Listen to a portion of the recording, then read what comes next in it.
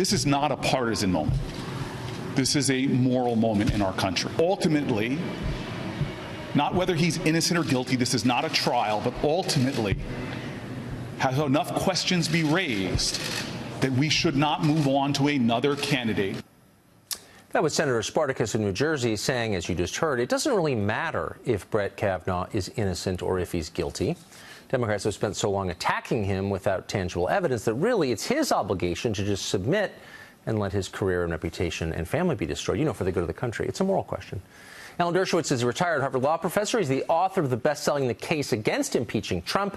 He is our reality check on first principles, and he joins us tonight. Do you think, Professor, that that's a fine stand? It doesn't matter whether he's innocent or guilty. He should just submit.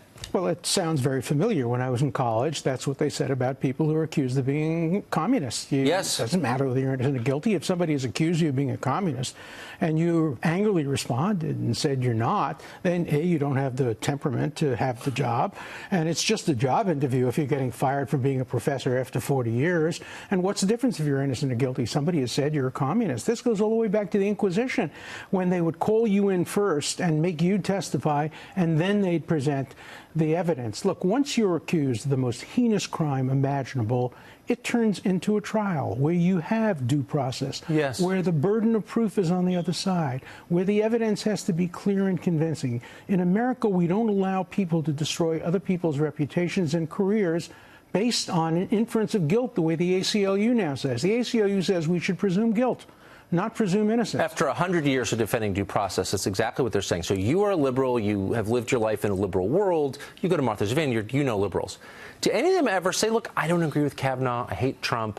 But I agree with you that due process is worth preserving. Are there liberals who feel that way? I've found very, very few of them. For example, today, 700 law professors signed a letter. They asked me to sign it. I refused. I wrote a dissent, saying he now no longer has the judicial temperament. Well, can you imagine if this were a liberal who had been appointed by a liberal president who had been accused and who had acted similarly?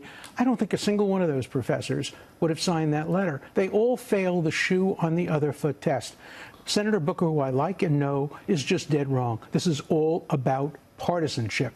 If the opposite was happening, and if it was the Democrats who were putting up a candidate, everybody would be behaving the opposite way. And so it is partisanship. And I think the framers of our Constitution never intended the confirmation process to look anything like this. I agree. And I hope that I would be honest enough to say so. I mean, we defended Al Franken on this show, whom I don't like personally, and I hate his politics, but I think he got shafted for the same reason. Defended him, too. Yes, he deserved to be defended.